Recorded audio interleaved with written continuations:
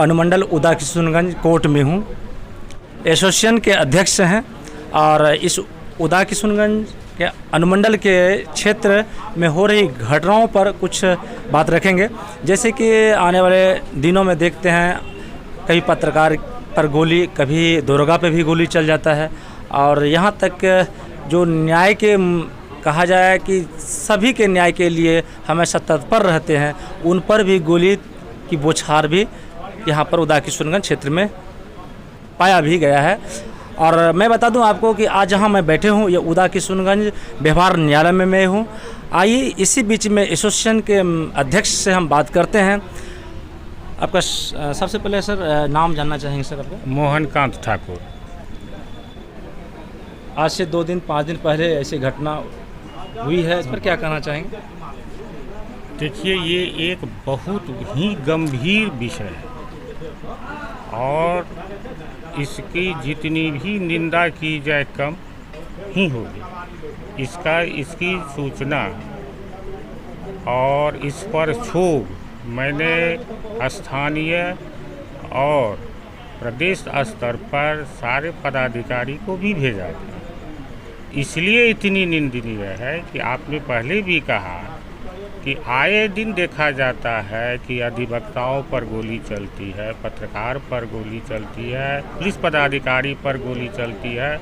और इस क्षेत्र में चूँकि हम लोग यहाँ न्यायिक प्रक्रिया से जुड़े हुए हैं, हम बराबर देखते हैं कि यहाँ जो है बदमाश जो है, क्रिमिनल जो है, क्राइम जो है, इसका ग्राफ बहुत ही ज़्यादा बढ़ रहा है। हमारे अधिवक्ता अफाक अख्तर पर 26/8 को न्यायालय आने के क्रम में गोली मार दी गई और ये पहली बार नहीं थी।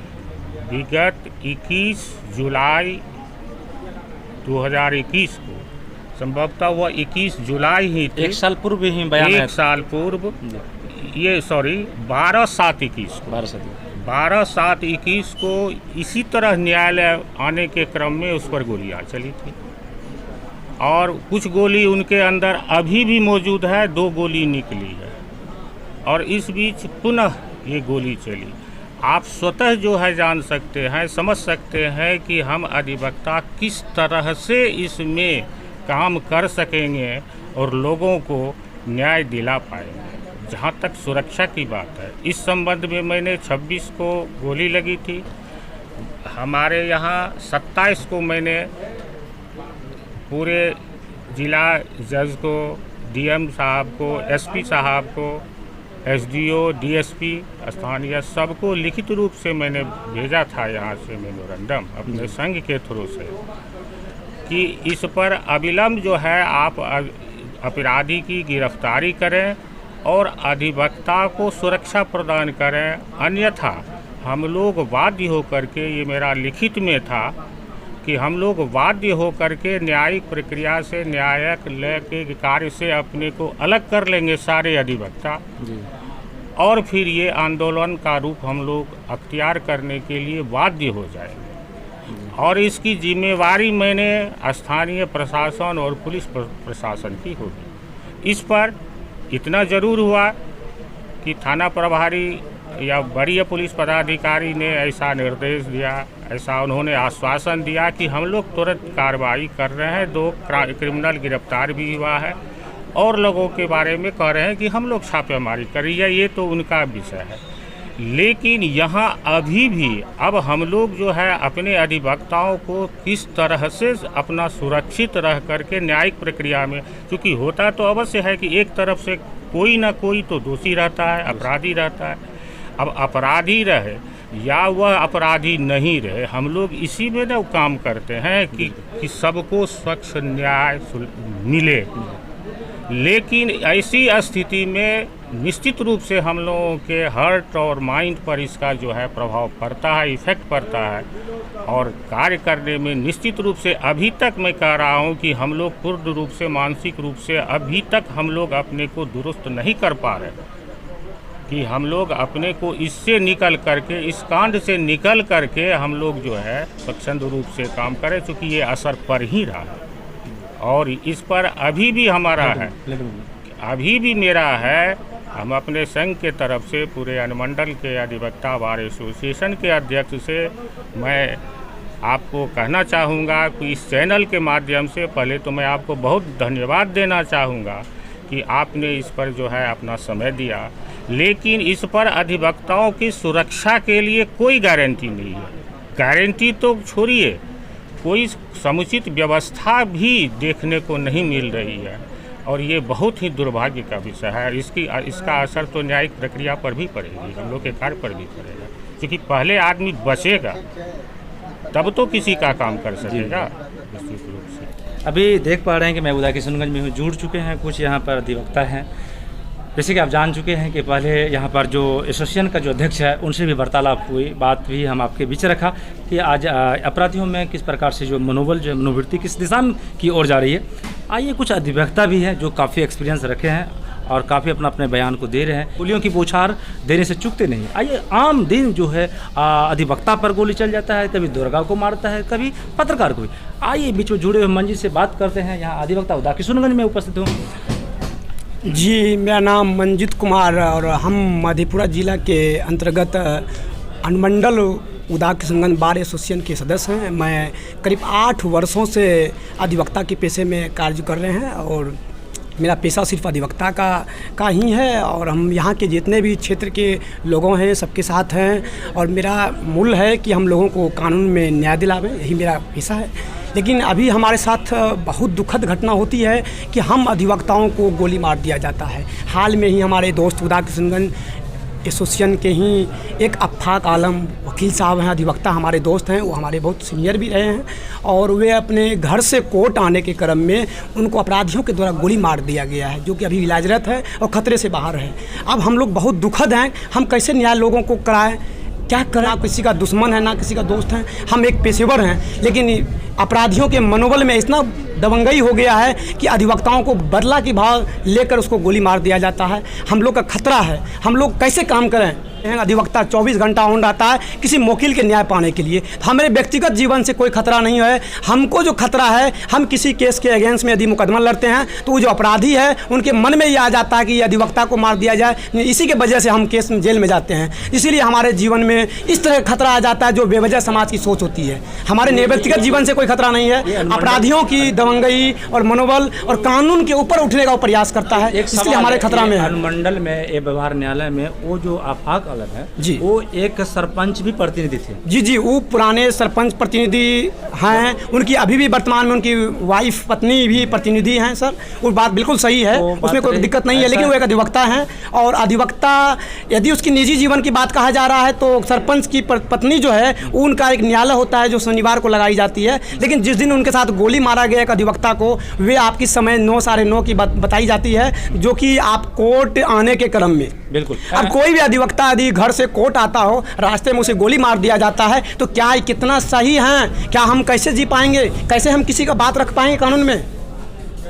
इसलिए हम लोग बहुत खेद हैं। हम कोर्ट आए कानून में काम करने के लिए, जबकि हमारा अधिवक्ता एडवोकेट एक्ट में भी एक प्रावधान है कि हम यदि कोर्ट से घर जाते हैं, घर से कोर्ट आते हैं, तो हम न्यायिक कार्य के लिए बने हैं। अब न्यायिक कार्य करने के लिए हमको न्यायिक कार्य करने के बीच में हमको गोली मारी जाती है, ये बहुत खेद है, जो सरकार को इस पर चिंता करनी चाहिए। आप उनको क्या सुनाना चाह रहे हैं जो हमारे इस वीडियो को देख पा रहे हैं? जी, आपके माध्यम से, आपके जो ये वास्तविक न्यूज़ है और इनके माध्यम से हम आम जनों को सुनाना चाह रहे हैं कि हम लोग को क्यों शिकार बनाया जाता है, हम क्या करते हैं। हम तो आप ही लोगों की बात को कोर्ट में रखते हैं, आप जैसा कहते हैं वो बात कोर्ट में रखा जाता है। फिर आपका लड़ाई ग्रामीण दुश्मनी से है, आपकी दुश्मन मेरे पास आ जाए, वो मेरा क्लाइंट है, उनकी बात रखते हैं, तो आपकी लड़ाई दुश्मन से है ना कि हमसे। फिर हमें क्यों मारा जाता है? दुश्मन के वजह से हमें क्यों दबाया जाता है? ये बिल्कुल गलत सोच है आप लोगों का। इसलिए अधिवक्ता को शिकार ना बनाए। अधिवक्ता तो सबका है, वो आपका भी हो सकता है। न्याय तो उनको भी मिलता है, न्याय नहीं। मेरा काम है, जो मेरे पास क्लाइंट है वो न्याय मांगने के लिए आया है, किसी को फंसा दिया जाता है, प्रशासन के द्वारा किसी को बेवजह परेशान किया जाता है, तो हमने उनकी बात कोर्ट में रख के उनको न्याय दिलाते हैं। अब जो आदमी की मानसिकता गलत है, शायद वही मेरे पास रहे, तो उनकी बात को हम कोर्ट में रखेंगे, ना कि उनके बीच की आलोचना हम कर सकते हैं। हम सबका नहीं हो सकते, हम किसी एक पक्ष के काम करते हैं, उन पर उनकी सोच गलत है, उनकी भावना गलत है। हम उनसे क्या लिए हैं? हमारे पे हमको गोली मार देने से क्या उसकी केस समाप्त हो जाएगी? कुछ नहीं होगी। तो हमको बीच में लाने से कोई फ़ायदा उनको नहीं है। ये उनकी सोच गलत है समाज की, जो कि अधिवक्ता को शिकार बना दिया जाता है। जो कि हम चाहेंगे सरकार से कि ये जो हमारे सरकार है, इनका सबसे बड़ा जिम्मेदार वे हैं।